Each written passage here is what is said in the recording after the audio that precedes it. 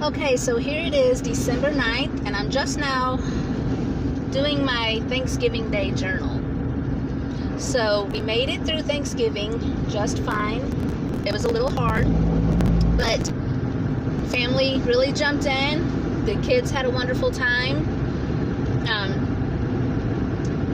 The children that I actually have with me had a wonderful time. My boyfriend took us to northern Alabama to visit, my family and his family. Spent the day with his family, had a nice dinner.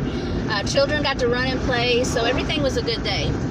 Of course, it was still hard because I still have not seen Gage. I was missing Nicholas and missing Gage, so it felt like my family was kind of torn apart. Didn't get to have a Thanksgiving, my first Thanksgiving ever being without Gage, and then without Nicholas on top of it. It was a different kind of Thanksgiving for me, but I made it through it, and with the help of Dusty and Dusty's family, really came together and made everything worthwhile. Since Thanksgiving, I have asked Gage repeatedly to send me what he wants for Christmas, because he is still in northern Indiana with his father, pending a court date on who is going to get custody. And Eric is still not allowed very much communication. When we do talk, the calls are still monitored. Jen actually called Gage for the first time the other day, and they got to have a video chat, which most of the time Eric has denied me the opportunity to see Gage's face. I think 2 different occasions now I've gotten to have a video chat with him, which was pretty nice, but of course Eric sits right there and monitors it. So Jennifer, at 10 years old, was smart enough to take pictures of Eric in the background monitoring it, and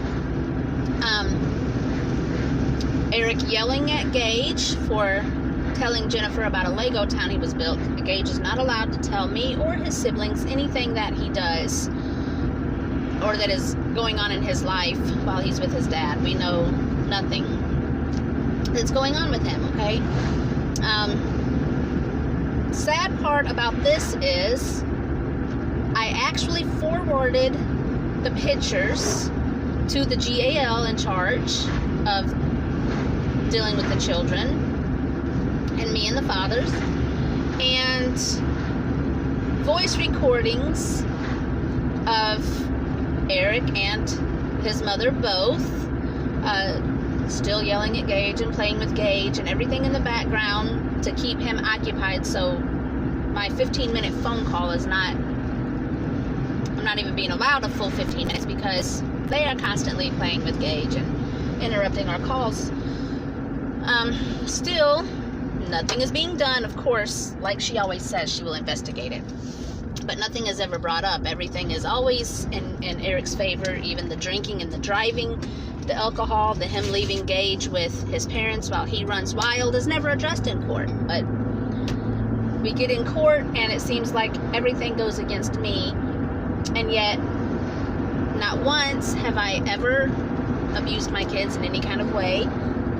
I have always been the protector and the only parent they've ever had, obviously. The dads don't care anything about them, as long as they had their alcohol and the running around and up and down the roads on the Harley that his daddy bought him. He didn't care about being a dad. And now that Nicholas has passed away, he decided to pull a stunt and try to get Gage, and he's using Nicholas's death to try to do it, but the only thing that he has bothered by was me having a boyfriend. He doesn't want Gage around my boyfriend. Now, here we come. It's been since March 30th that I've gotten to hold my 6-year-old child. I haven't seen him, touch him, hold him since March 30th. We're going on December 9th. That is almost a year. And the court will not force Eric to let me see him. Fixing to go through another holiday, not getting to see him. My thing was, I even said, if we have to wait until we go back to court, why can't I make the entire drive back to Northwest Indiana, all the way into Michigan City, Indiana, from Southern Alabama, and spend just the day. If I have to meet in public and have Eric there with us, just let me see my son, and no one will get back to me. I think that is pretty sad. I should have at least be able to get him throughout the Christmas break and return him after break is over to his father until we are able to go to court.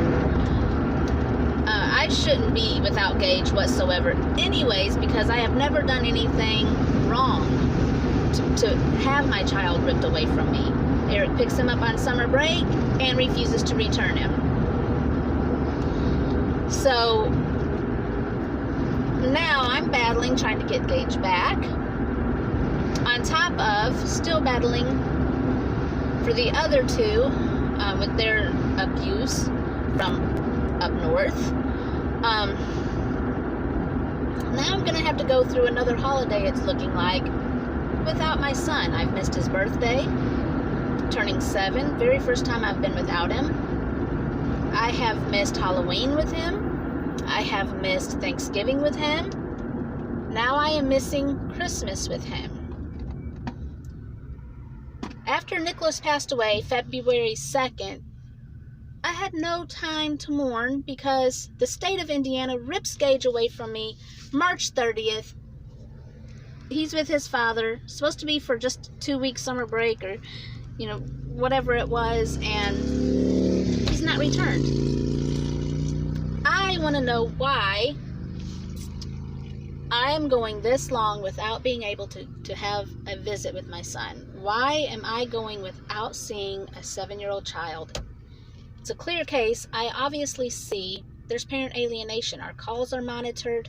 He's told what he can and cannot tell me. I'm not allowed to see him. I'm not allowed to know what is going on in his life. It was told that he has to tell me what therapist Gage is using for his grief on his brother passing away, and Eric has refused and has not been in trouble for it. I think that is ridiculous.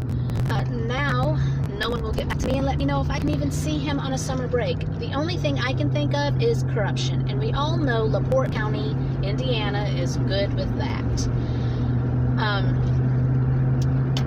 I know the GAL and the lawyer that chose her, which is the father's lawyer, was friends. So the only thing I can think of is something bad is going on. Nothing is going to go in my favor because of who these lawyers are. That's the only thing I can think of. So if anyone knows what I can do or what my next step is, we obviously need a lot of prayer. The family is just being torn apart. We have had good moments, but we have had a lot of bad moments, and we're missing out on a lot of time with Gage. Siblings need each other, and Gage needs a relationship with his mother, along with his father. I have never held visitations, never denied phone calls, nothing. And I am being denied everything, and I don't understand it. I don't know what I'm supposed to do next. How am I going to build a bond with a child that I've always been the only parent he's ever had? We have always been so strong, the bond between us. And he is so young, and if you know what a narcissist is, that is his father.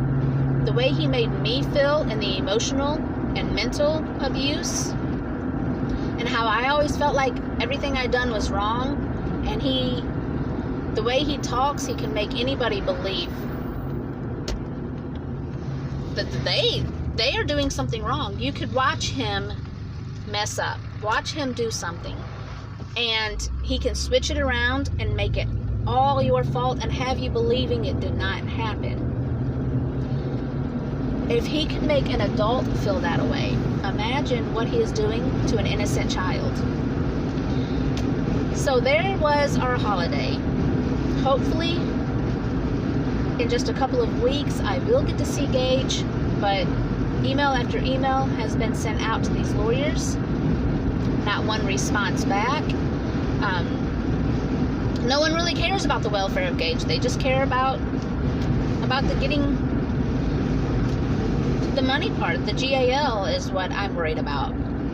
I know my lawyer has fought the best he can, but he's going up against 3 different lawyers, and it's hard, especially when you've got the corruption that is going on, because the GAL and the father's lawyer being friends. There's got to be more to what is going on than what we actually see.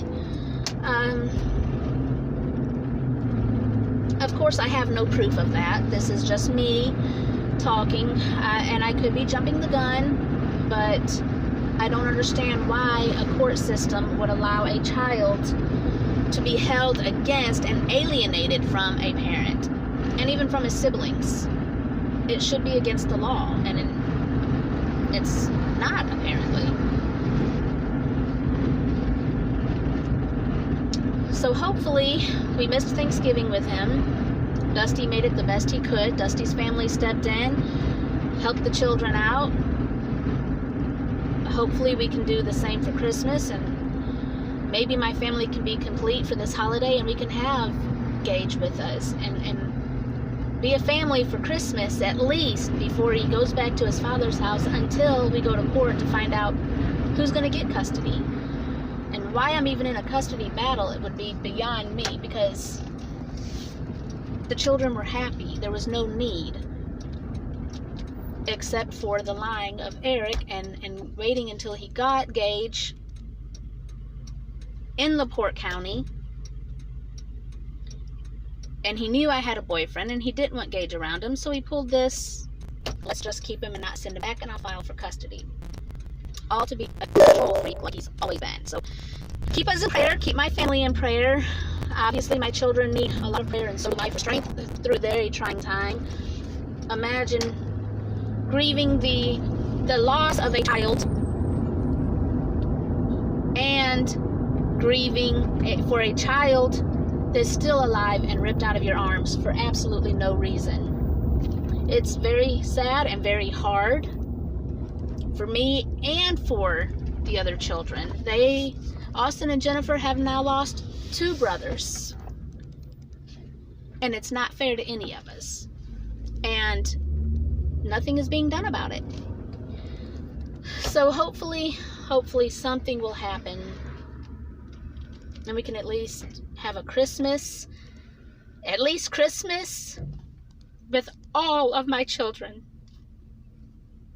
So keep us in prayer, and God bless all.